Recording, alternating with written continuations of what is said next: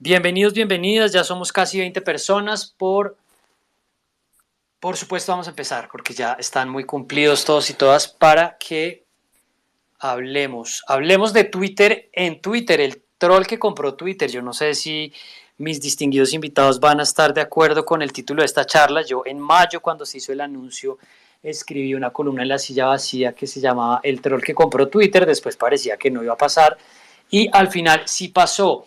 Este es un espacio conjunto de charlas con Charlie. Para quienes no se han suscrito al canal desde mitad de año, desde la posesión de Gustavo Petro, desde el comienzo del Petroverso, tengo un canal independiente. Los invito a que se suscriban, Estamos haciendo contenido todas las semanas, estamos haciendo los programas desde Spira TV, estamos haciendo spaces como este podcast y las sesiones de escritorio. Y también convocado por Circuito. Circuito es una iniciativa de información y análisis sobre la intersección entre democracia y redes sociales en América Latina. Es un proyecto de Linterna Verde, una organización de la cual soy cofundador, y al mando de Circuito está Alejandro Moreno, el editor. Bueno, suficientes anuncios parroquiales. Voy a darle la bienvenida primero a mi amiga, que además hace rato no podemos hablar ni nos hemos visto, Patricia Cartes, @Cartes, exdirectora global de seguridad y confianza de Twitter. Fuimos colegas durante un tiempo en otra vida. Patricia, bienvenida a este space. Muchísimas gracias. Y tengo un poco de resfriado, así que no es que esté poniendo voz de locutora de radio nocturna, sino que la enfermedad hace que mi voz suene así en este momento.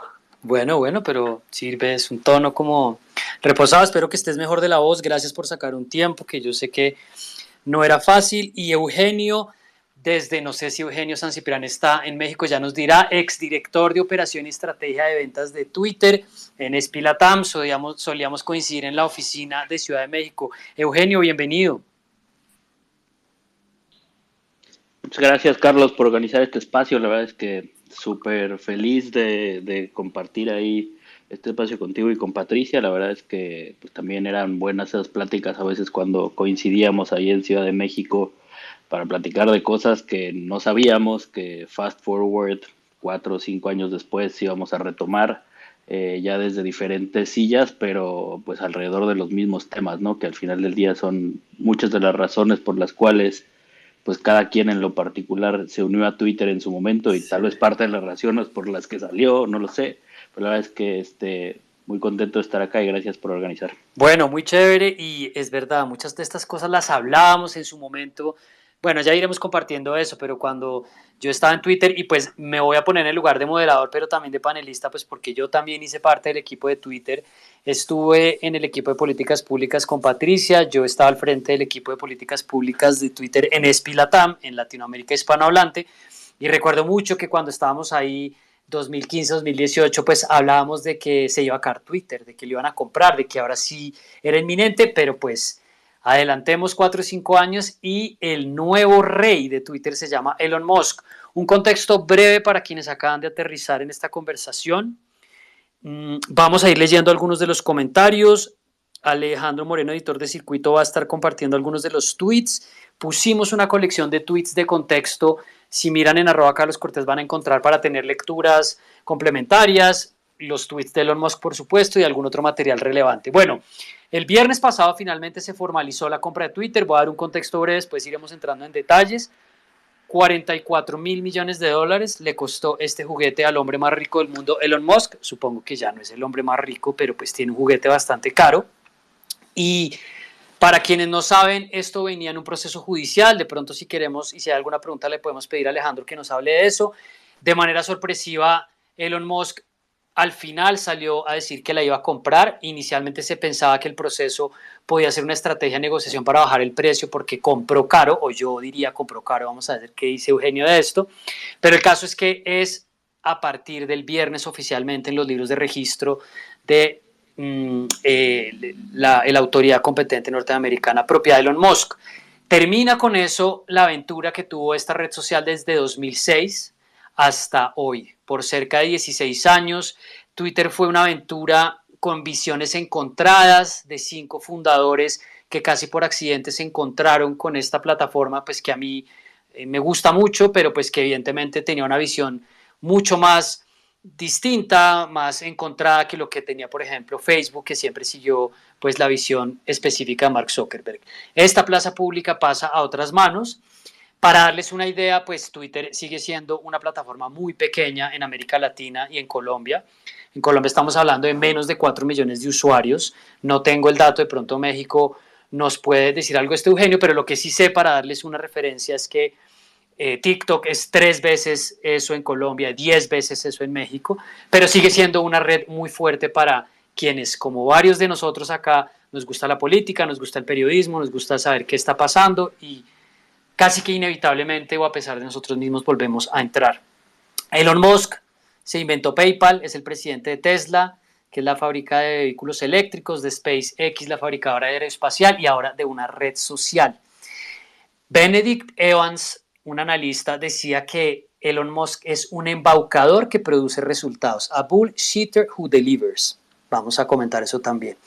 Jack Dorsey, uno de los fundadores y no el anterior, sino el antepasado presidente de la compañía, porque hubo un periodo corto del que se acaba de ir, dijo en Twitter en mayo que Elon dijo, 2 puntos, Elon es la solución singular en la que confío en su misión de extender la luz de la conciencia. Bueno, eso dice Jack Dorsey, muchas críticas ha merecido por eso.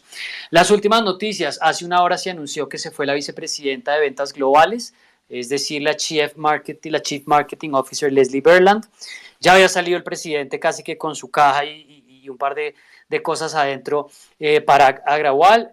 Se fue también Vijaya Gade, que era pues nuestra jefe pluma blanca para quienes trabajamos en Policy en esa época y pues trabaja de la mano con nuestro vicepresidente de políticas públicas, Colin Crowell. Se fue Vijaya Gade, pues, que es la Legal Counsel, pues la que al final estaba al frente de todo el trabajo que se hacía en temas legales y moderación de contenidos, o sea, unas salidas importantes. Se disolvió la junta directiva, salió gente con cajas, decían que estaban saliendo ingenieros. Pues bueno, ahí siempre hay un run, adivinen por dónde, por Twitter.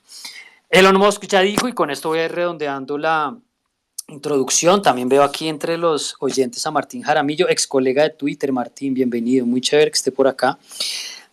Casi 50 personas en el space. Para cerrar la introducción les decía, Elon Musk le escribió una pequeña carta de amor a los anunciantes, vamos a hablar de eso. Dijo que no iba a tomar grandes decisiones sobre moderación de contenidos hasta tanto no se arme un consejo para discutir eso. El Consejo Asesor de Contenidos de Meta, el artista anteriormente conocido como Facebook, incluso ofreció algún tipo de asesoría. Musk ya dijo en su descripción que él era el Tweet in Chief, ahora dijo que él es el Twitter Compliant Hotline Operator, ahora dice que es como un poco el encargado de quejas y reclamos, ha estado respondiendo, ha estado activo en la plataforma. Y una última cosa, un artículo que también vamos a poner en los tweets de este espacio. Me gustó a mí el análisis de un bloguero y analista de The Verge, Nilay Patel, que el artículo se llama Bienvenido al infierno, Elon, y le dijo, te acabas de comprar a ti mismo por 44 mil millones de dólares. Los problemas de Twitter no son de ingeniería, sino son políticos. Tú eres el activo y tú te compraste y aquí tienes tu juguete.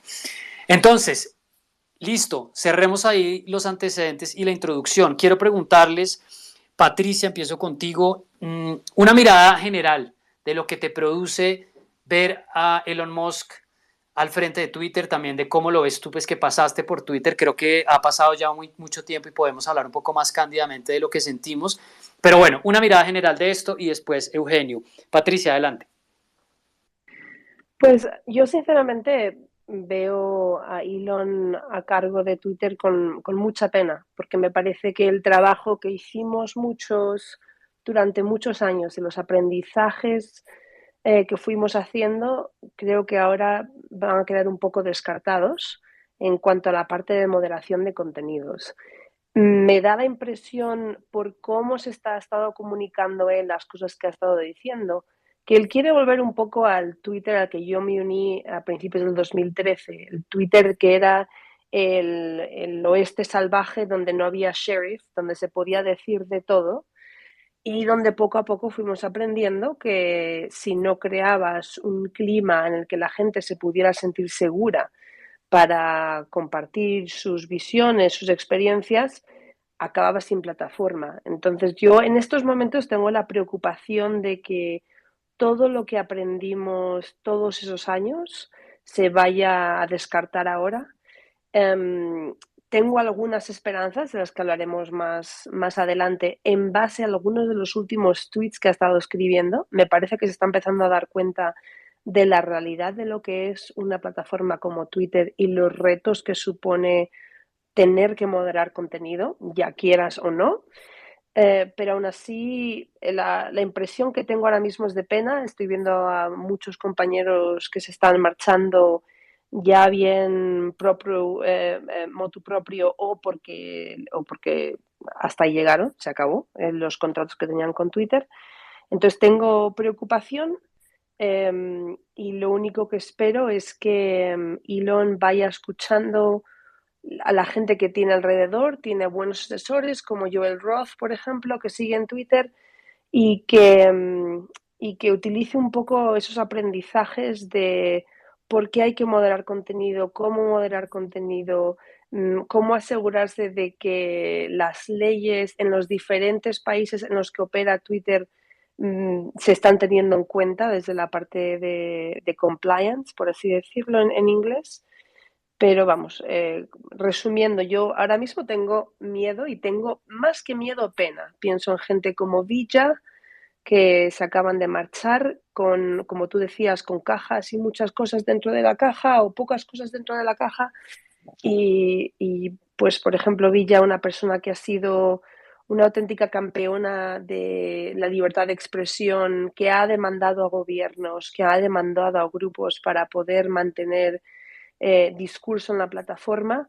Realmente se me rompe el corazón ver a gente como ella que está recibiendo amenazas por parte de los fans de Elon, los fans que le siguen de forma ciegamente. Y ese trabajo, como decía, que habíamos hecho tantos y que ahora parece que no importa y que se va a descartar. Sí, creo que para quienes lo ponen en contexto, estaba diciendo mal, Villa Gade era la Legal Counsel. Le voy a decir de pronto a Alejo que pongamos algún tuit de ella, aunque estaba mirando y era poca actividad, pero en efecto, me quedo con esta preocupación de se va a perder un trabajo y vamos a volver a ese punto, y la idea de que puede tener Musk de volver a una época distinta de Twitter, pero también volver a una época distinta de las redes sociales. Bien, para empezar, Eugenio, adelante.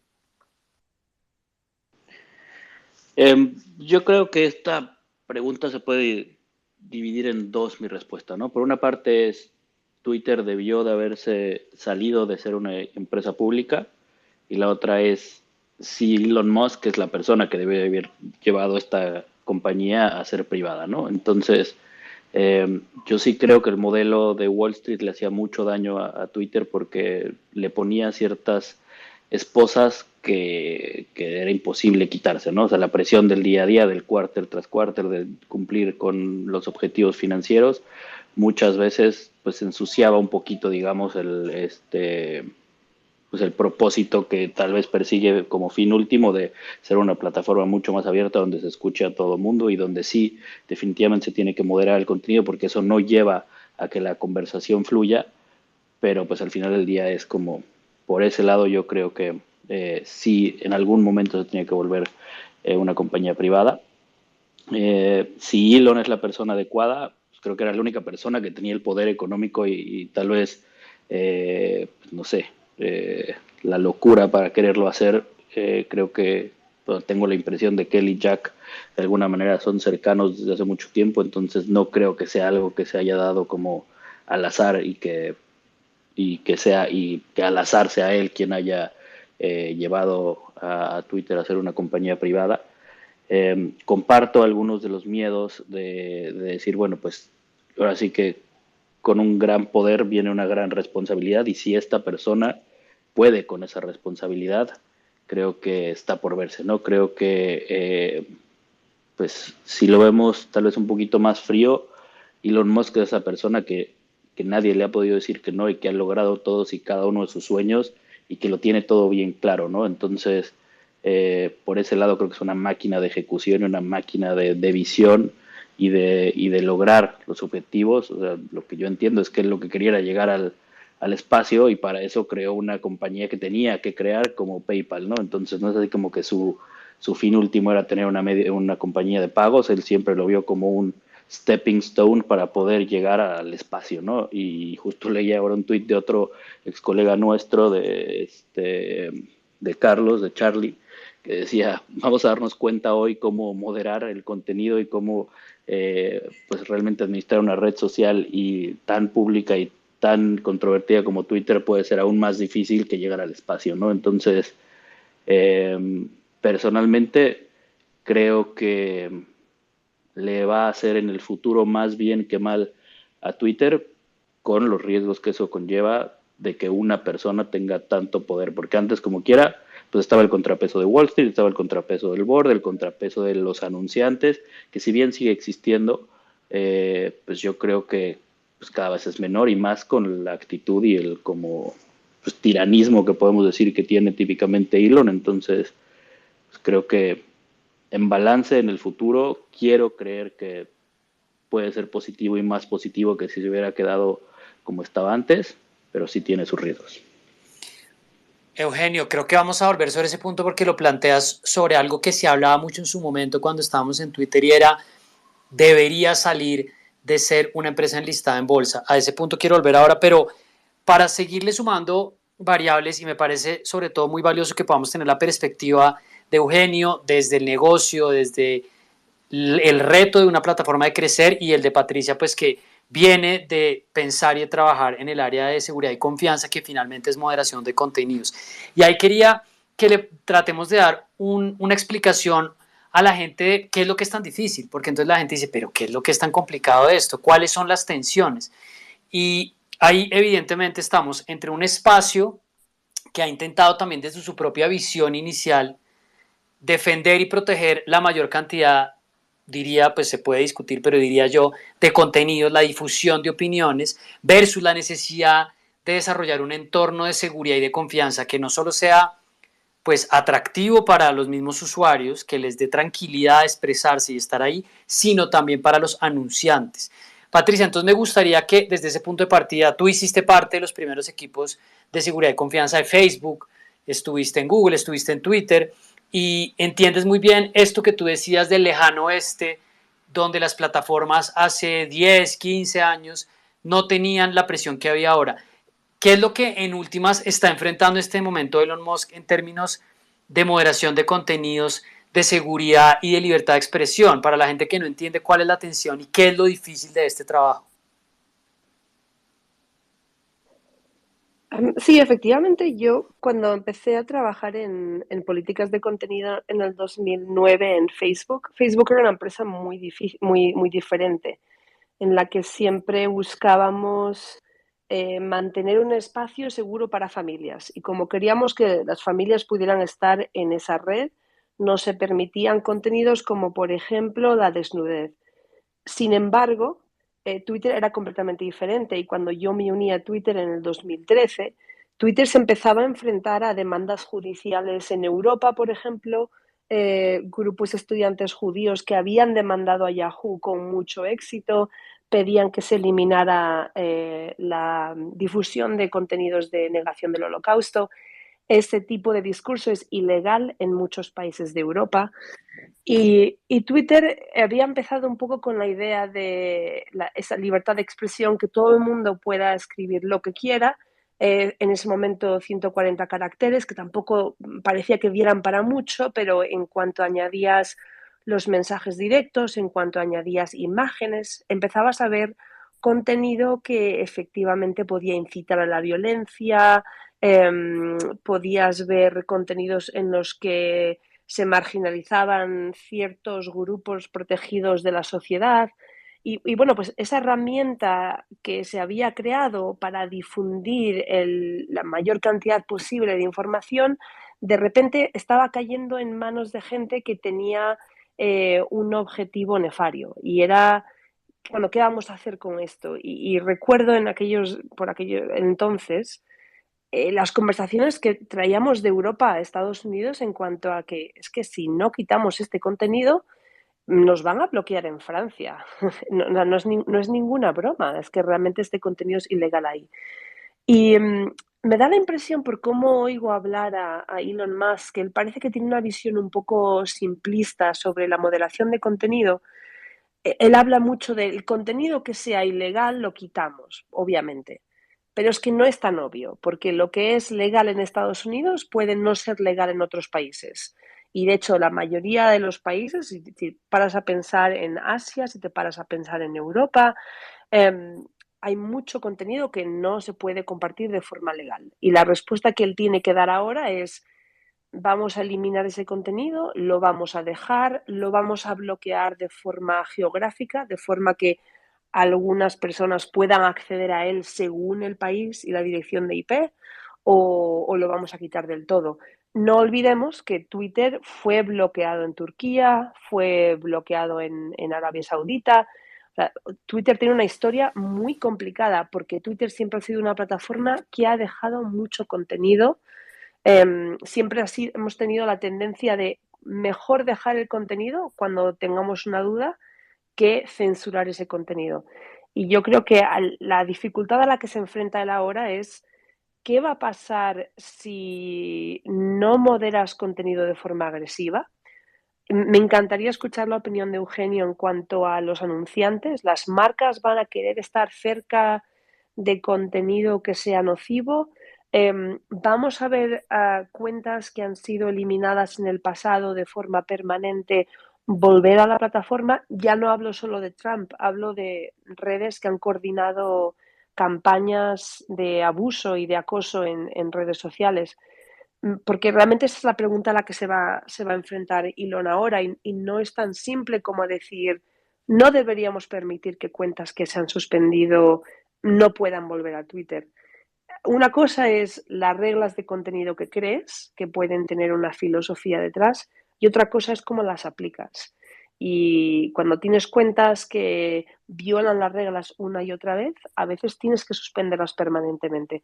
Entonces, hay aquí, yo creo que la complejidad de cómo aplicar reglas es algo de lo que él no es consciente, y que, por cierto, tampoco debería ser consciente. Yo creo que la mayoría de la gente no se da cuenta de lo difícil que es aplicar una regla de contenido. Um, pero vamos, esa va a ser una de las primeras preguntas. La segunda pregunta o reto al que se va a enfrentar es: ¿qué va a pasar cuando no tome acciones que la gente de la derecha, yo diría ya casi extrema en Estados Unidos, está esperando que tome ciertas acciones, como por ejemplo devolverle la cuenta a Trump?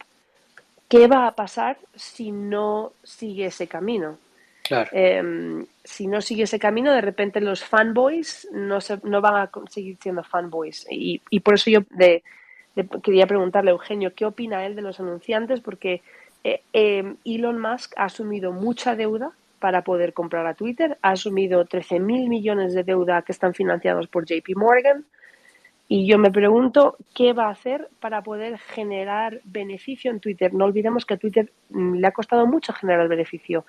Entonces, si no cuenta con los anunciantes y la idea de la verificación a pago no funciona, que vamos, viendo lo que escribía Stephen King y un par de celebridades más y de autores, me parece que igual no se le va a dar tan bien como él piensa. ¿Cómo va a conseguir rentabilizar Twitter para no hundirse él y para no hundir a Tesla? Que no olvidemos que también se va a enfrentar a retos legales en países como China y Alemania, en los que el discurso, vuelvo a repetir, ciertos discursos son ilegales, y son países en los que Tesla tiene muchísimo negocio Claro. en juego. En Alemania también. Interesantes los puntos, porque creo que para allá iba también mi pregunta hacia Eugenio, con algo adicional que quiero añadir, porque metiste varios puntos de lo que nosotros con Alejandro Moreno, editor de Circuito, veníamos hablando. A ver, el primer punto, y lo compartió Joel Roth, que es la persona que está ahora a cargo de seguridad y confianza en Twitter. Vamos a poner ese hilo en los tweets de este espacio. Él hablaba de cómo durante el fin de semana empezó a haber un aumento en la actividad problemática de la plataforma, de spam, discursos de odio, ataques, lo que llaman contenido dañino. Él ahí pone unas gráficas y muestran cómo las impresiones de esos tweets aumentaron, lo que ha sido un problema grande en Twitter desde que nosotros estábamos ahí, que son las acciones coordinadas. Es decir, ahí ya el electrocardiograma está marcando una alteración. El segundo punto interesante para añadir ahí son las cosas que ha venido diciendo Elon Musk que tiene que ver con lo de los anunciantes. Pues para mí, y lo dice también el columnista que estaba mencionando al comienzo de The Verge sobre Nilay Patel, Elon Musk se metió en la mitad de una guerra cultural, ¿no? Él viene supuestamente a ofrecer una manera distinta de habilitar un espacio de debate político sin ver lo que tiene eso o lo que implica y lo que tú decías de que ciertos grupos que en teoría hoy en día están a favor de su llegada le van a empezar a cobrar muy rápidamente por no tomar decisiones simbólicas. Ahí también vamos a compartir un meme, un video pues que es falso, no vayan a pensar, sobre cómo sería ese momento de cuando reactiven la cuenta de Donald Trump. Entonces, ese elemento está ahí también. Sobre los anuncios que ha venido haciendo desde que empezó, porque pues él ha estado activamente y lo ha estado haciendo desde Twitter, que es una cosa completamente distinta, una de las cosas que hizo fue mandarle una carta a los anunciantes diciéndoles vamos a arreglar esto, vamos a mejorarlo, un parte de tranquilidad, y también, como mencionaba Patricia, dijo que iban a implementar un esquema de pagos entre los que quisieran verificar la cuenta, una cosa que en principio estaba diseñada para generar o para transmitir autenticidad y confianza, se ha vuelto un símbolo de estatus en la plataforma. Él ya dijo, vamos a cobrar por eso, y entonces Stephen King, el escritor, dijo que él no iba a pagar por eso, que él se iría como Enron si eso pasa, y pues me parecía muy divertido, pues porque están dos hipermillonarios discutiendo como haciendo una especie de negociación de plata.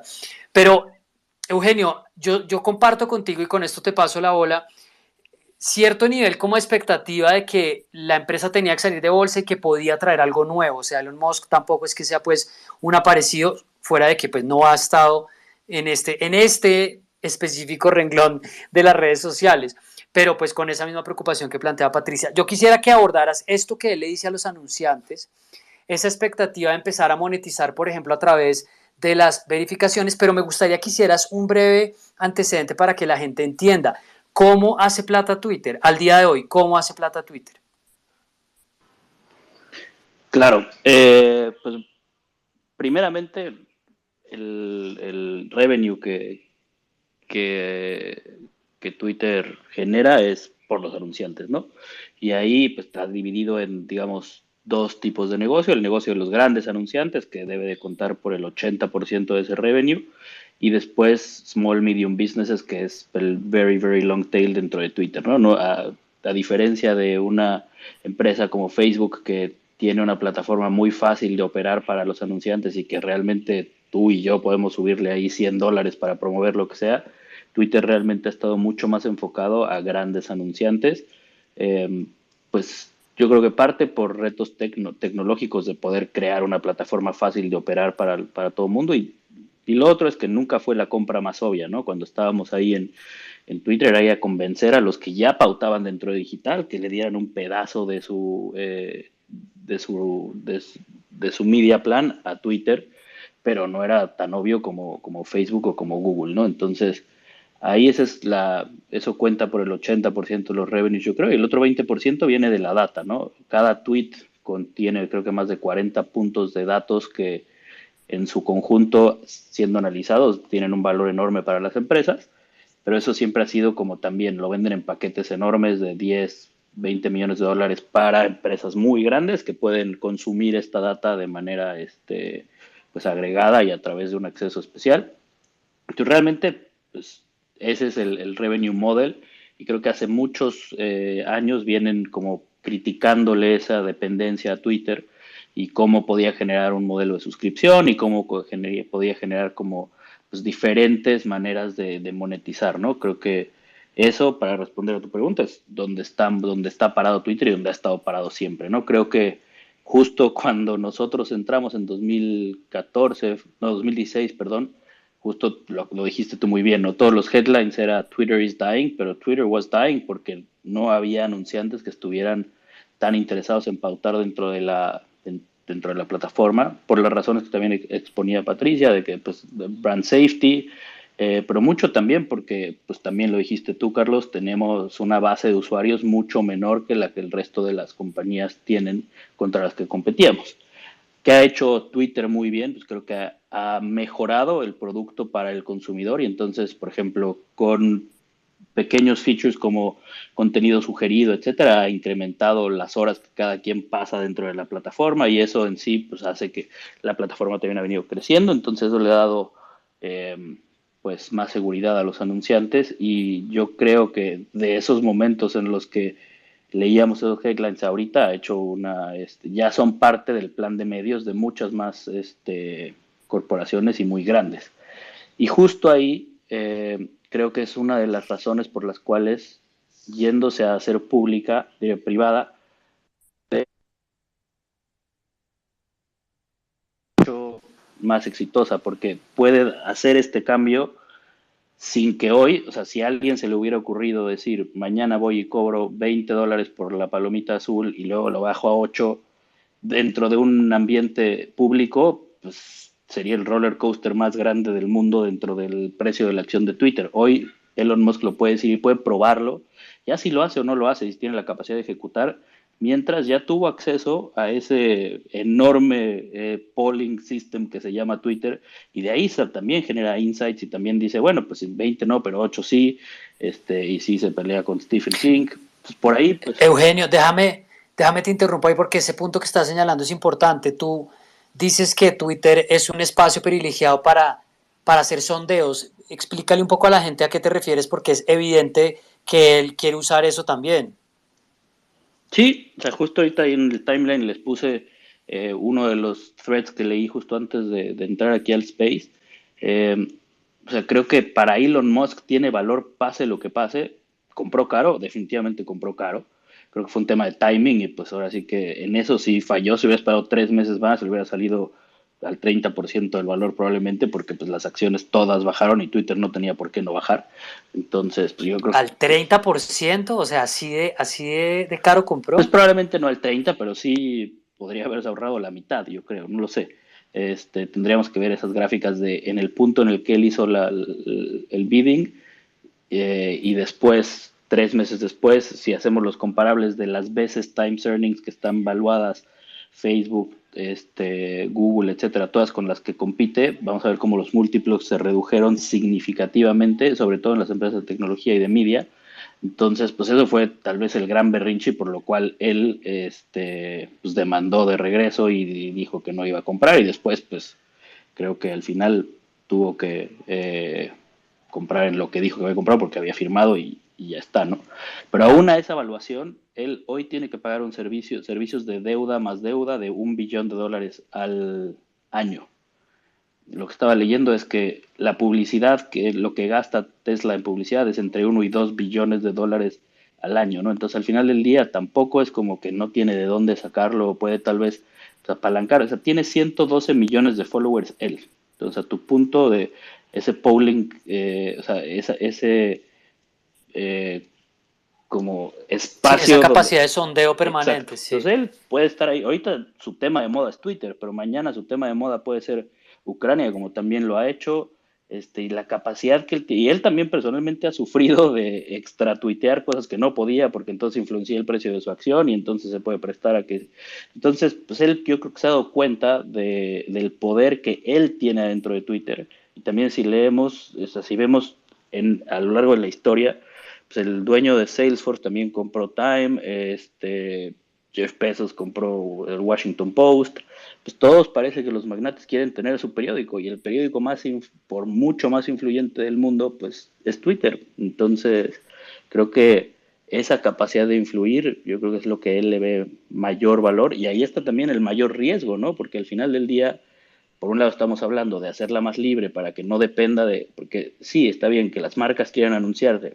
Las marcas, desde mi punto de vista, pues, tienen cierto perfil, tal vez, no sé, más o sea, al final de quién es dueño de Twitter, pues son todos los que contribuyen al revenue, ¿no? Entonces, si las marcas se apoderan el brand safety, bueno, el brand safety se apodera de cómo moderamos la conversación, pues estamos realmente creando una, y pasa yo creo que con todos los medios, ¿no? Por eso también regulan cuánto pueden en países desarrollados, no en países como México, cuánto pueden los gobiernos gastar en cada medio, porque al final del día, pues el medio lo compras a través de comprar la pauta. Entonces, creo que eso lo hace un poco más libre. Ahora, por otro lado, si el dueño es Elon Musk, pues también lo hace un poco más menos libre porque él dicta las cosas, ¿no? Claro. Patricia, para meterle otro tema y pues los invito igual a que sumen cosas que quieran introducir en la conversación. Tenemos ya 80 personas oyendo. Estamos también mirando si tienen comentarios o preguntas en el hilo. Responden simplemente al tweet donde convocamos al espacio y ahí los podemos leer. Alejandro Moreno, el editor de Circuito, está pendiente. Patricia, quería que volviéramos. Ahí hay una tensión entre los anunciantes, hay una tensión entre ciertos grupos de interés que, como tú decías, están esperando ciertas decisiones. La primera decisión que pues habría sido escandalosa, pero yo en un punto dije, es lo que va a pasar, era que le reactivaran la cuenta a Donald Trump, que recordemos está sancionada desde comienzo de año, si no estoy mal, pues con todo el antecedente de la insurrección del 6 de enero del año pasado. Pero quería que volviéramos a eso. Dentro de la colección de tweets que alistamos con Alejandro encontrábamos uno de una eurodiputada, si no estoy mal, acá lo voy a mirar, que le estaba diciendo como en Europa vas a jugar con nuestras reglas. Y pues que va lo que tú estabas diciendo de acá hay jurisdicciones, acá hay leyes, pero ¿dónde dirías tú que van a estar las tensiones más grandes de la plataforma? O el riesgo es que se salga de madre, porque además se ha ido gente que conoce estos procesos. No es que eso no esté en la compañía, pero evidentemente pues hay una historia, hay una manera de hacer las cosas, hay una visión. ¿Cuál crees que es el riesgo más grande que tiene en este momento Twitter? Por ejemplo, que mañana hagan una transmisión en video de una masacre. Por supuesto, sería un hecho trágico, pero cosas que han pasado en otras redes sociales. O que volvamos a ver una cosa que cuando tú y yo trabajábamos juntos era muy complicada, que era el contenido de explotación sexual de menores, la mal llamada pornografía infantil.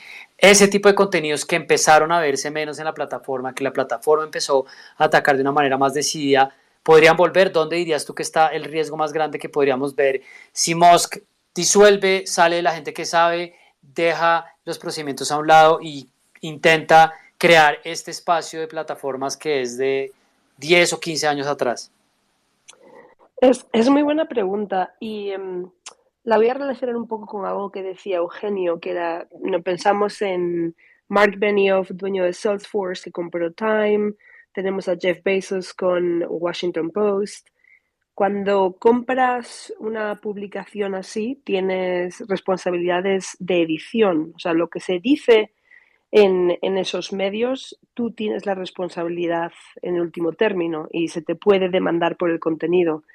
Ahora mismo, Twitter, Facebook, TikTok, etcétera, etcétera, cualquier red social, sobre todo en Estados Unidos, em, que opere aquí en este país, está protegido por lo que se llama la sección 230 del Acto de Comunicaciones estadounidense, que más o menos viene a decir que si tú eres un buen samaritano y te esfuerzas al mayor nivel posible de moderar contenido, no eres responsable por ese contenido que se comparta en tu plataforma. Porque si no, pensémoslo, yo ahora mismo podría compartir un tweet de violencia que llevara a violencia en el mundo real y que Twitter fuera encontrado como responsable de ese contenido. Esa sección 230 que tanto ha protegido a las redes sociales en Estados Unidos, hay mucha gente, tanto por la parte de los republicanos como por la parte de los demócratas, incluido Joe Biden, el presidente, que quieren abolirla. Y yo creo que realmente ese es el mayor riesgo al que se enfrenta Elon, es que en Estados Unidos, un país que ahora mismo está muy dividido, tienen un riesgo de regulación que nunca han tenido antes. El riesgo de regulación siempre venía de fuera de Estados Unidos, principalmente de Europa.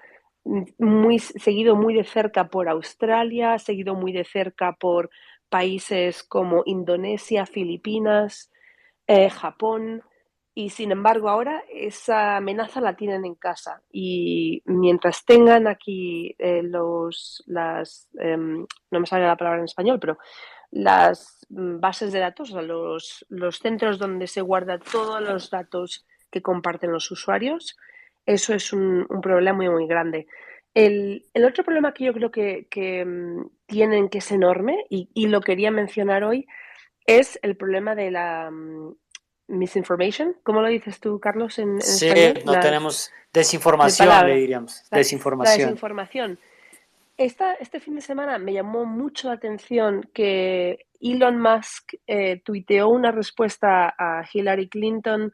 Para aquellos que no lo sepan, la número 3 del gobierno norteamericano, Nancy Pelosi, su marido se encontraba en casa cuando a las 2 de la mañana un intruso irrumpió en la casa y le atacó con un martillo. Ese hombre, el marido de Nancy Pelosi, está ahora hospitalizado y le han tenido que hacer un par de operaciones.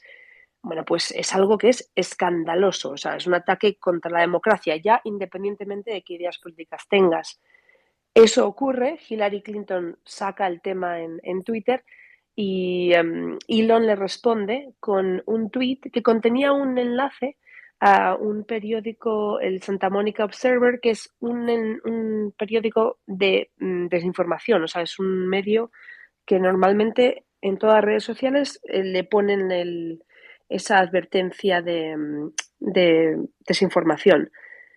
Elon, para mi sorpresa, la respuesta me iba a decir algo como, igual hay algo más sobre esta historia, y el enlace que compartía contenía rumores sin ningún tipo de base en cuanto a la investigación policial que ha seguido al caso.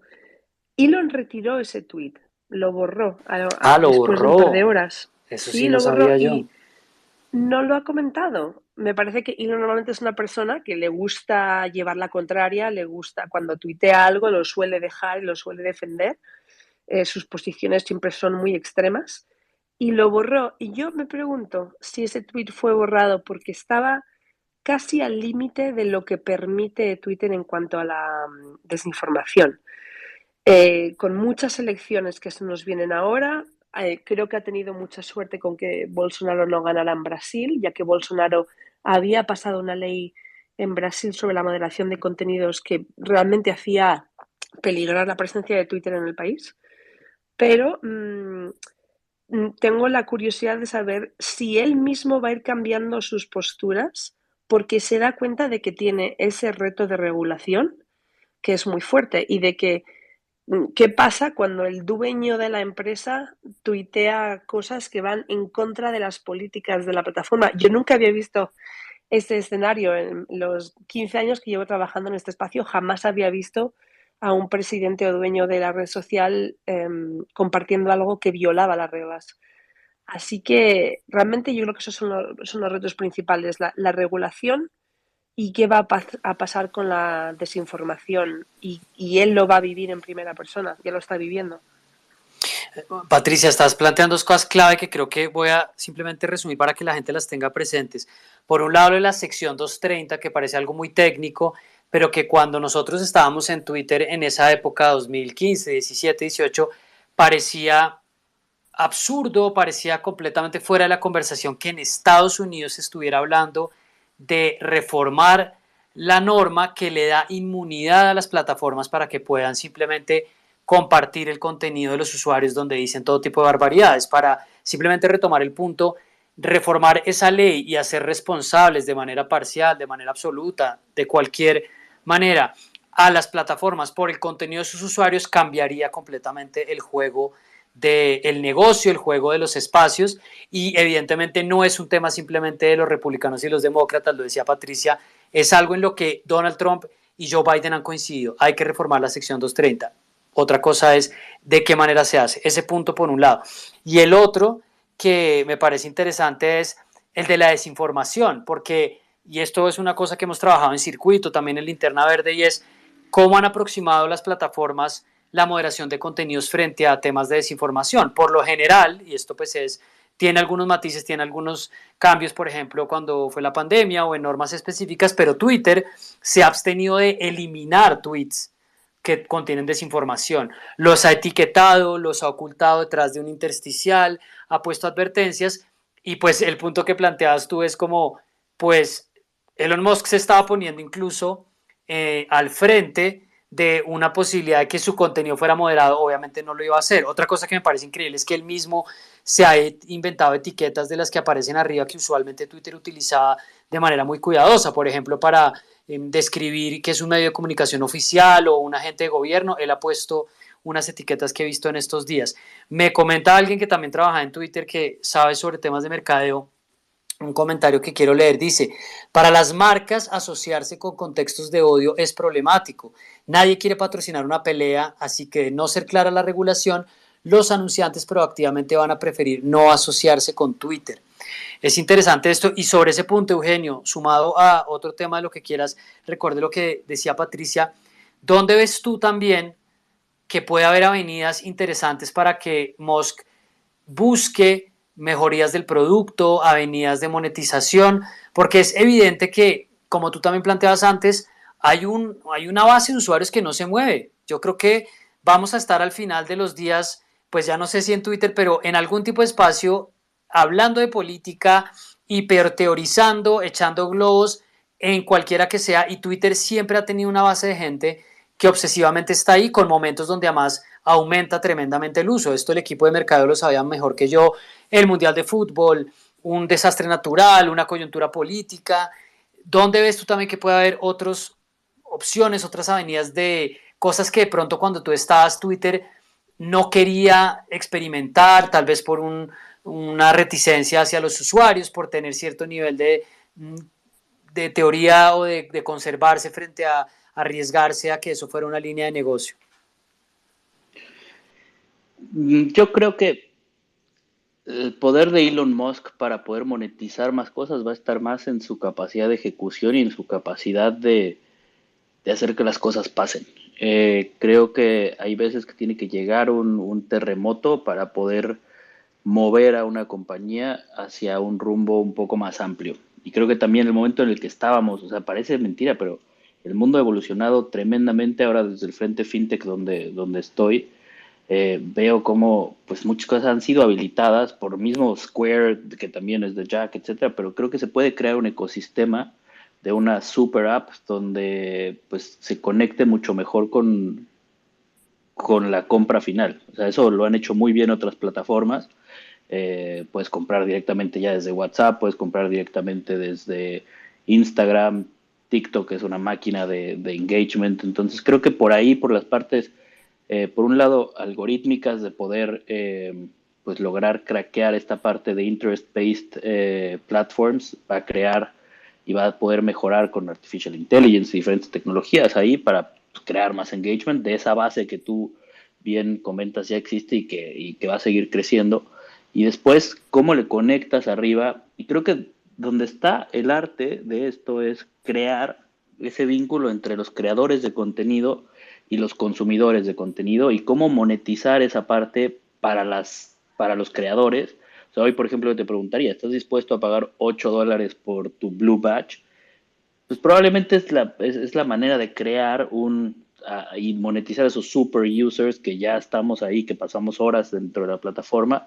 Pero después de eso, imagínate que eso te habilitara a ti para que pues tuvieras super followers, que lo intentaron hacer, pero la verdad es que se quedaron como un poco a medias y entonces pues que de ahí tú ganes y gane también la plataforma, porque al final del día pues es la que te habilita toda esta audiencia. Pues por ahí hay mucho que puede hacer y pues no sé, eventualmente pues, comprar tu Tesla desde Twitter y no solo tu Tesla, sino lo que quieras, ¿no? Yo creo que por ahí hay una avenida grande de crecimiento para la plataforma hacia adelante de la mano de su capacidad de ejecución y pues yo creo que por ahí va parte de lo que puede monetizar, pero sin descuidar la parte de esta moderación de contenidos, porque al final, pues de trolls no puede vivir una plataforma, aunque el dueño sea un troll, ¿no? Creo que eso yo creo que lo tiene bien claro él y la gente que lo rodea. Entonces, creo que crear un lugar sano no está peleado con Elon Musk. Yo creo que sí está peleado el revenue, estar tan concentrado en los advertisers, porque de alguna manera también empiezan, y creo que lo vivíamos cuando estábamos ahí dentro, ¿no? Esa tensión entre Bluebird, que para Bluebird es el producto que nosotros conocemos, el Twitter, y después estaba Goldbird, que era el producto para anunciantes. Y siempre se sentía esa tensión entre, pues Bluebird tiene que existir para ser libre, para que la gente esté ahí, y yo al menos, no sé, Patricia o tú, Carlos, cómo sentían eso. Pues sentía que la organización de revenue era como el lastre, ¿no? Como, bueno, tiene que existir ahí para que pues, comamos y para que esto pueda existir, pero pues, preferiríamos que no estuviera. Sí, Entonces, sí, sí. pues entre más vaya orientado hacia el usuario final y que el usuario final sea el que tenga el control y no necesariamente las marcas, probablemente ahí está la verdadera democratización de los contenidos, ¿no? Como que pues yo decido estar ahí o no decido estar ahí porque está lo que me interesa y porque no solamente está lo que me interesa a nivel de consumir esa información, sino puedo pagar tal vez un extra para tener mejor información, o si ahí, o sea, creo que su carta es bastante clara, ¿no? Al final del día las marcas que hoy son exitosas y el mejor marketing y puede ser pues, cuando te integras en la vida de las personas. Entonces, ¿cómo logramos integrar ese contenido de mejor manera y que hagamos a los dueños de la plataforma, a Carlos, a Patricia, a Martín, a Rodrigo, a todos los que estamos aquí? Pues creo que esa es parte del secret sauce que es dificilísimo de lograr, pero creo que si alguien lo puede lograr, pues sí es él, por su capacidad Me- de ejecución. claro, claro, me parece interesante lo que dices de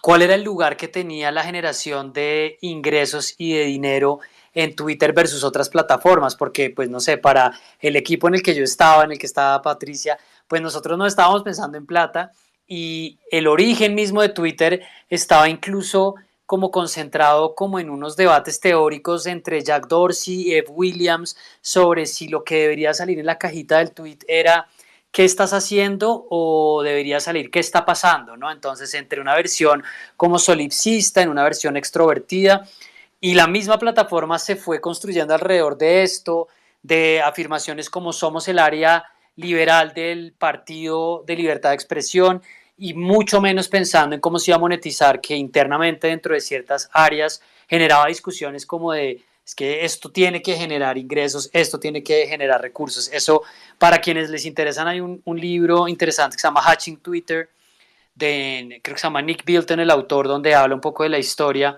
de eso. Quiero que vayamos cerrando, la idea es estar unos 10, 15 minutos pasada la hora.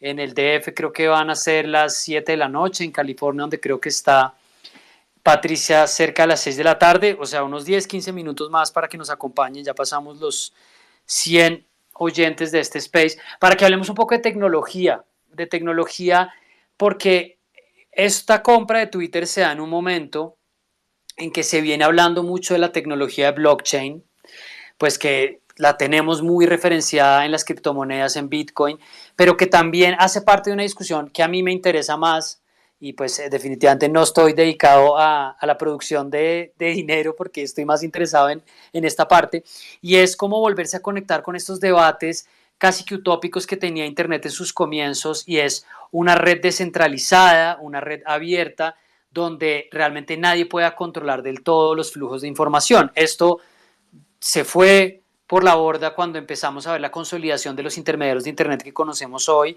de Google, de Meta, de Twitter en una menor medida, hoy en día de TikTok, pero que ha venido tomando fuerza y de eso uno de los principales proponientes ha sido Jack Dorsey, que fue uno de los fundadores de Twitter y fue el presidente ejecutivo hasta cerca de noviembre del año pasado. Él, por ejemplo, está invirtiendo mucho en una compañía que se llama Blue Sky, que además en un momento yo no entendía muy bien, él quería que también estuviera metida en Twitter, pero para no confundir a la gente, el fondo de eso es diseñar una red social descentralizada donde nadie tenga realmente la propiedad de los datos y de los contenidos, sino que sea más una especie de negociación constante, de intercambio o de verificación constante de contenidos. Eso por un lado que se los quiero poner ahí para que ustedes lo aborden desde la perspectiva que quieran. Y el otro punto que me parece interesante alrededor de lo que decía Eugenio y lo tocaba también Patricia, es lo que en este momento nos permite la tecnología frente a la moderación de contenidos. La tecnología se ha vuelto muy eficiente detectando contenido explícito, se ha vuelto pues infinitamente eficiente cuando se trata de detectar problemas de copyright, eso casi que desde el comienzo, pero ha tenido muchos problemas para detectar y para poder entender contextos asociados a palabras, a afirmaciones. Entonces, también a mí me sorprendió un poco que Twitter esté ahora en manos de Elon Musk, que está hablando de innovación, que está hablando de cambios, cuando la discusión por ahí va en otra parte, o de pronto Twitter alcanza a subirse en eso. Y con esto cierro el punto. Twitter en su momento estaba hablando o ya había incluido la posibilidad de que las personas pusieran en su perfil, dentro de los servicios, digamos, más exclusivos, un NFT, es decir, uno de estos tokens no fungibles o esta propiedad digital, como una idea de estar allá más adelante. Entonces quiero como invitarlos a que hablemos un poco de eso, de cómo ven ustedes el lugar en el que está avanzando el debate tecnológico frente a Twitter, frente a la moderación, frente a los nuevos esquemas que se proponen, que a mí, pues, de pronto de manera un poco más pesimista hoy en día, me parece difícil imaginar, ¿no? Como que tengamos una red social con una configuración descentralizada a la manera de blockchain. Bueno, no sé si metí muchas cosas ahí, pero Patricia, adelante. Sí, yo creo que un buen tema del que podemos hablar mucho y tendido. Yo esta semana, bueno, desde el viernes, según se han ido desarrollando los acontecimientos, me preguntaba dónde estaba Jack. Porque Jack, como habías mencionado al principio de la charla, en mayo había escrito un tuit en el que apoyaba a Elon, decía que era la única solución para Twitter. Siempre he pensado que Jack, la visión que tenía Jack para Twitter era más como una utilidad pública. De hecho, por eso se invirtieron tantos recursos en la empresa cuando había desastres naturales, porque era ese momento en el que Twitter mostraba el gran potencial que tenía para, para compartir información a una velocidad que los medios tradicionales no pueden, para conseguir ayuda para las personas que la necesitaran en esos momentos de crisis. Y él a veces cuando hablaba con nuestro equipo de políticas públicas mencionaba esa idea de que una fundación llevara Twitter porque realmente era más una utilidad pública. Y yo siempre he pensado en Twitter como esa utilidad pública.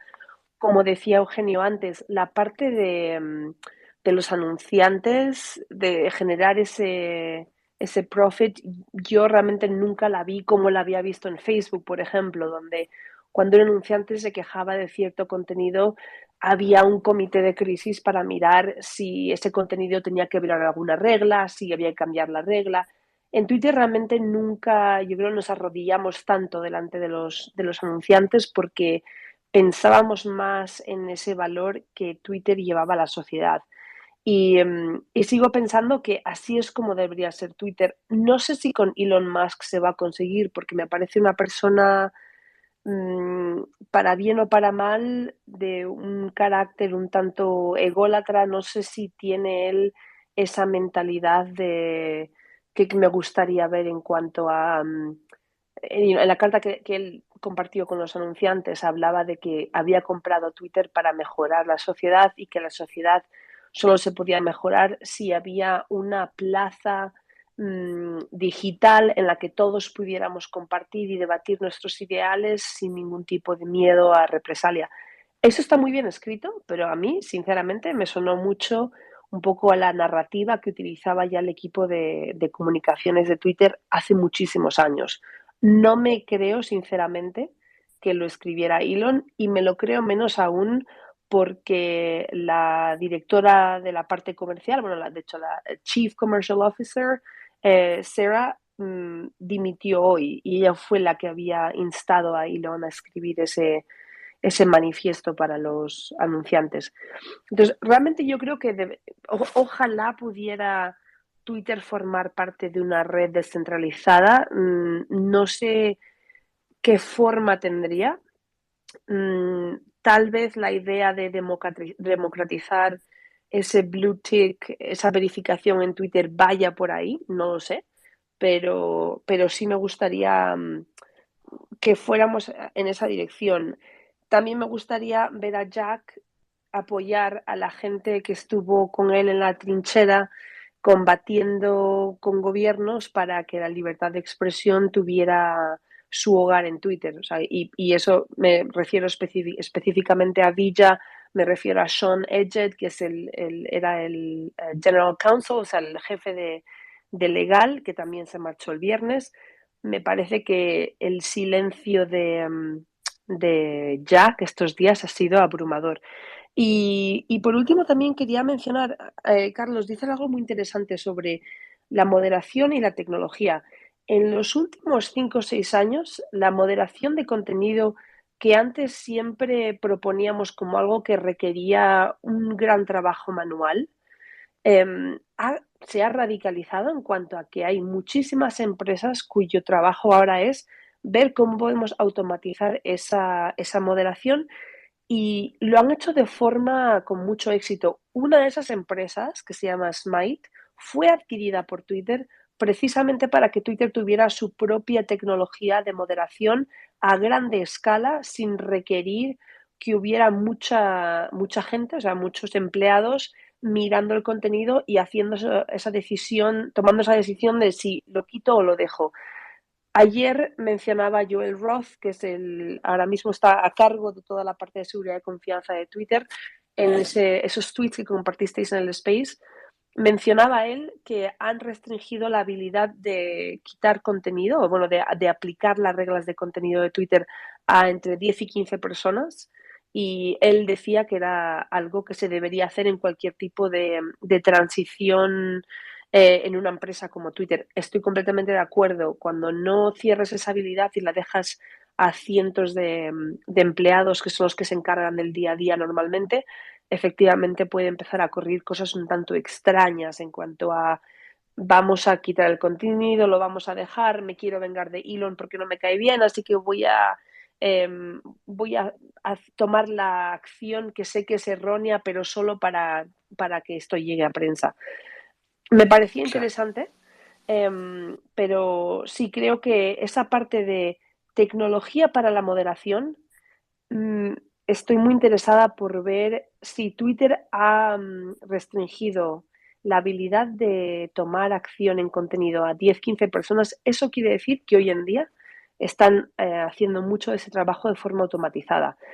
Y esas automatizaciones, por cierto, suelen funcionar muy bien en inglés, no suelen funcionar tan bien en otros idiomas y en otras culturas. No nos olvidemos de eso, porque esa Sí. tecnología se suele crear en Estados Unidos y olvidamos lo que es el contexto cultural de otros lugares. Como tú y yo bien vimos cuando viajábamos por Latinoamérica y nos encontrábamos con contenido que en teoría violaba las reglas, pero que no se había eliminado porque no tenían los equipos la habilidad de entenderlo.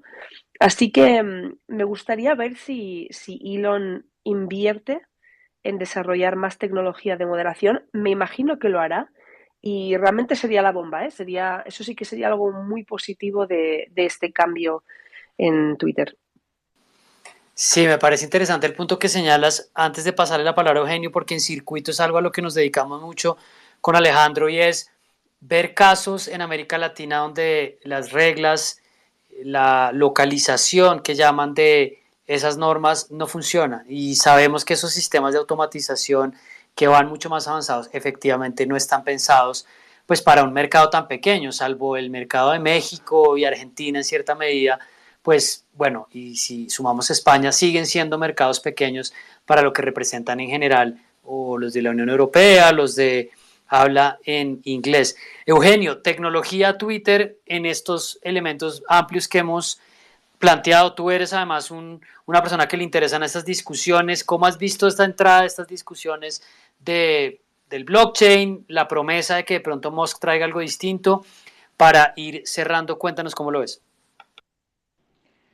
Pues creo que todo va a depender de la agenda que él tenga, ¿no? Al final del día, hoy, en una empresa privada, él tiene muchos más grados de libertad y puede definir con, con menos restricciones, pero con restricciones aún, para qué optimiza, ¿no? Y en dónde pone sus recursos.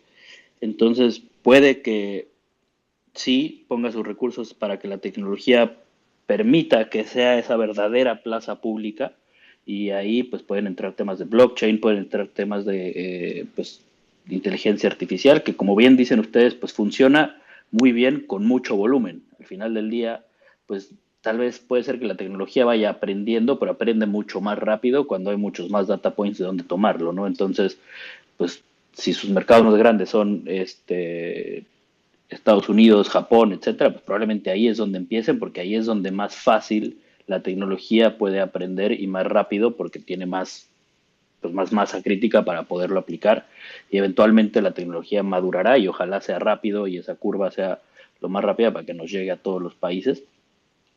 Creo que parte de eso es como, ok, hablábamos de esas restricciones, ¿no? Sigue teniendo restricciones eh, porque pues, su revenue sigue dependiendo de las marcas. Eventualmente, él lo que tiene que hacer es quitar esa dependencia de un solo grupo, por así decirlo, y decir, bueno, pues en esa pregunta que me hice hace rato, de qué otros revenue streams, a quién le das el poder a través de esos revenue streams, creo que importa muchísimo porque por más que exista la tecnología, los incentivos económicos siempre te van a jalar mucho más que cualquier ambición que tengas, ¿no? Creo que lo decía también Patricia hace rato, ¿no? En otras plataformas era mucho más claro quién era el dueño pues el que está dicho tal vez un poco más burdo, quién nos daba de comer, ¿no? Entonces, si el anunciante nos da de comer, pues escuchamos al anunciante y entonces optimizamos hacia lo que el anunciante valora.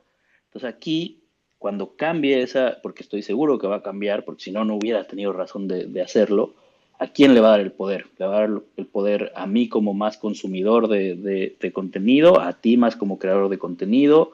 Eh, no lo sé, ahí también eso, al final del día, influye en el roadmap de producto que tú tengas, porque pues y espero que en ese sentido lo haga mucho más democrático para que esos polos de poder económico no sean los que se adueñen de hacia dónde optimizas el producto, o mínimo no se sienta esa tensión de o hago una cosa o hago la otra. Eh, y puede que haya ahí muchos temas tecnológicos a través de blockchain, a través de pues Web 3.0, donde pues sí, se vuelva todo más descentralizado. Creo que ya lo estamos viendo con las criptomonedas, donde pues cada vez es más evidente que los bancos centrales no siempre obedecen a los intereses de cada una de las personas y creo que el mundo va yendo hacia allá, porque puede que la tecnología exista, pero si el zeitgeist no lo permite, pues también es raro, ¿no? Entonces creo que todo está tendiendo hacia esa descentralización y no veo por qué no Twitter sea esa plataforma que lo pueda lograr. Ahora, el obstáculo más grande, y coincido ahí con Patricia, es el ego de esta persona. O sea, si el ego, si permite él, porque pues nadie le puede frenar al final del día más que sus intereses económicos, que pues, al ser la persona más rica del mundo, pues tampoco creo que sea, le mueva mucho la aguja.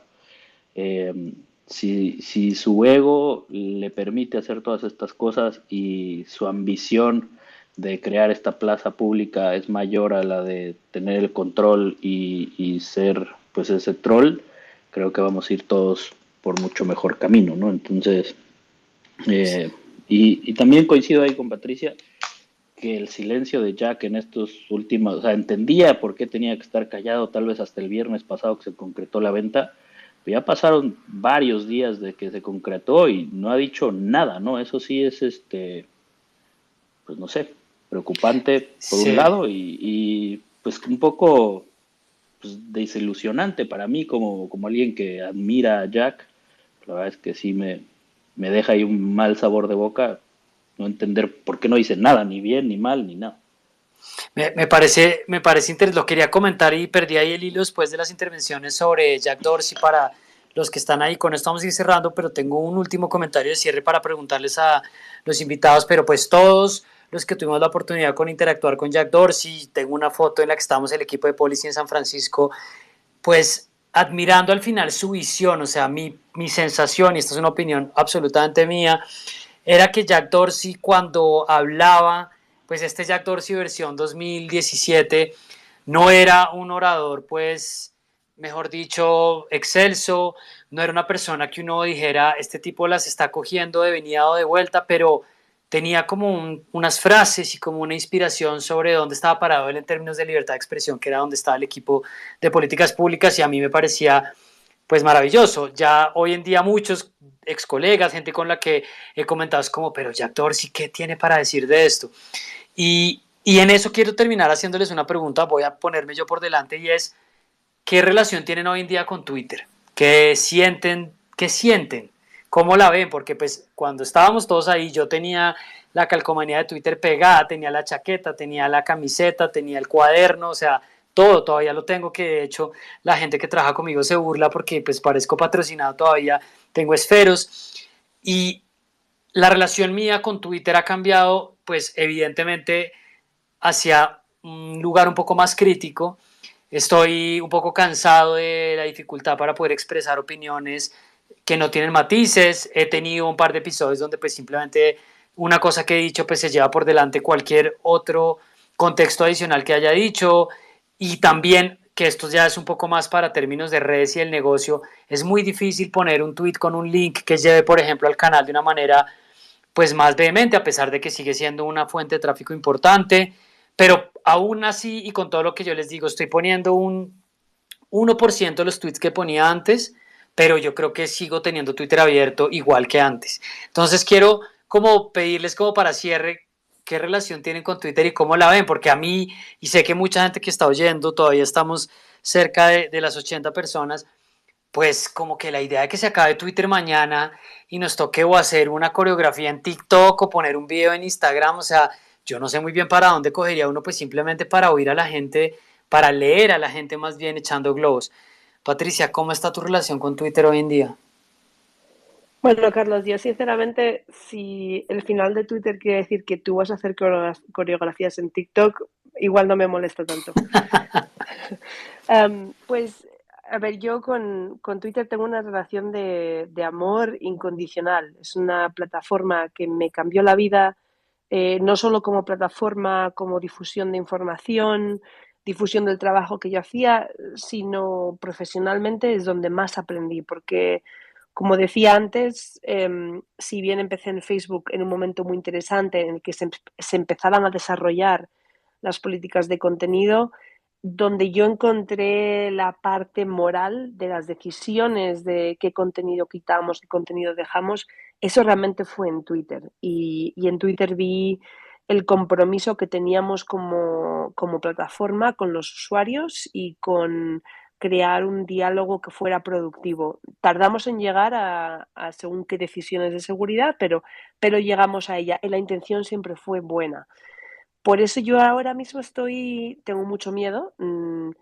Es posible que empezamos a ver más discurso del odio. Bueno, ya hemos visto los números de los últimos días que Joel mencionaba en sus tweets. Yo personalmente no lo veo porque no es el tipo de contenido que busco, y al no buscarlo pues no lo veo tanto, pero efectivamente puede que volvamos a ese salvaje oeste. Si ese fuera el caso, posiblemente dejaría de utilizar la plataforma, y Twitter es la única red social en la que estoy. Así que tengo miedo porque a diario la utilizo y, como decía al principio, realmente ese trabajo que hicimos le tengo mucho cariño, mucho amor, porque fue el compromiso de muchas personas que trabajaron muy duro para que esa plaza digital a nivel mundial fuera un poco más segura. Y nos equivocamos en algunos momentos, pero acertamos en otros. Así que, bueno, espero que tal vez con la ayuda de Joel y con la gente que queda en algunos equipos de Twitter, Elon ahora va a tener la suerte de ver la magia que es Twitter. Ya me da la impresión por los tweets que he visto los últimos 2 días. Como mencionabas antes, él está hablando ya de políticas de contenido, se está metiendo un poco más a ver qué hay debajo del capó de ese coche. Y creo que esa es la magia de Twitter, que realmente te engancha cuando estás dentro y quieres mejorar ese medio ambiente que es la plataforma. Así que bueno, espero que él aprenda con la ayuda de la gente que ha quedado detrás y espero que no tengamos que abandonar esta plataforma o que el discurso del odio, bueno, los contenidos nocivos en general no se conviertan en la norma, porque realmente el mundo cambiaría. Creo que el mundo no sería lo que es hoy si no fuera por una plataforma como Twitter. Pues Patricia, sí creo, comparto varias de esas cosas y también me daría muy duro ver que se pusiera en un momento crítico. Creo que Twitter va a existir y va a continuar, y Elon Musk, muy a pesar de sí mismo o de pronto con su propio aporte, va a encontrar ese camino. Patricia, gracias por pasar por este space. Quiero decirle además a la gente que poder tener a Patricia Cartes en este space no es fácil y me alegra muchísimo haber contado con tus comentarios hoy. Gracias a ti, Carlos. Y no es fácil más que nada porque tengo 2 criaturas pequeñas a las que cuidar prácticamente todo el tiempo. Sí, cierto. Eugenio, cuéntanos, ¿cómo está tu relación con Twitter hoy? ¿Cómo dicen los ciclistas, cómo están las sensaciones? No, pues primero quiero decir que el trabajo que ustedes hacían en Twitter es infinitamente más valioso y mucho más interesante que el que hacía yo. Y que ustedes realmente fueron parte de ese equipo y de parte de esas personas que hicieron Twitter lo que es y por lo que hoy estoy pues varias horas al día, que no me escuchen los que me emplean, ni mi esposa ni mis hijas, en Twitter, ¿no? Porque al final del día lograron crear este espacio que sí es seguro, que sí tiene sus mejoras como todo, pero que al final del día es el lugar donde la gente es más auténtica y donde puedes realmente seguir tus intereses. Entonces, a mí eso es lo que me sigue encantando de Twitter, donde probablemente he aprendido más que en cualquier libro, que en cualquier curso, que en cualquier escuela. Entonces, yo creo que eso va a seguir siendo y tiendo a ser una persona muy optimista, pero en este caso creo que también ese optimismo está bien fundado, ¿no? Elon Musk no es una persona tonta, sí es una persona extremadamente ególatra y puede que en lo personal a veces, y lo regañé en Twitter antier porque también el public shaming que ha hecho de mucho. Bueno, no sé si me Qué diga, bueno que pero lo regañaste, Eugenio, eso sí me parece clave que lo hayas regañado. por lo pronto ya también le tocó pagarme a mí como shareholder de Twitter, entonces parte, Claro. pues me siento con el derecho de regañarlo, pero por ejemplo eso de public shaming de emails que le llegan de adentro de la compañía, pues eso es lo que agarraste, ¿no? Y eso es un poco, puede estar en contra o lo que sea, pero si quieres realmente cambiar las cosas, no puedes estar pues, troleando a la misma gente que trabaja contigo y eso a nivel liderazgo se me hace terrible, pero, o sea, yo creo que él es una persona pragmática de negocios con capacidad de ejecución. No va a dejar que un juguete que le salió carísimo encima lo desperdicie y lo tire a la basura, porque no hay manera de extraerle mejor valor a Twitter que siguiendo con su misión. Y de eso estoy seguro. Entonces, pues nada, yo me mantengo optimista de que solo puede mejorar el producto y que, pues nada, en este ámbito más privado, tiene muchos más chances de hacerlo, ¿no? Entonces, mi relación con Twitter espero que siga evolucionando, como ha evolucionado también durante los años después de Twitter, mientras estuve trabajando. Eh, y, y nada, o sea, creo que para los creadores y para los que están ahí, pues tal vez tengas más alternativas, tal vez no solamente Sí. tengas el formato escrito y tal vez, pues sí, tal vez creo que TikTok ha logrado hacer mucha magia, ya había tuiteado hace 2 días o un día que si regresábamos Vine, pues creo que en formatos y en cosas y en creatividad puede que haya más experimentación que lo que había antes y de ahí lo que funcione, ojalá haga sentido con la audiencia que hoy tiene, porque también no puedes ir a ocupar un espacio que ya ocupa alguien más, ¿no? Eso sí lo tenemos bien sabido desde cuando le íbamos a pichar a los anunciantes.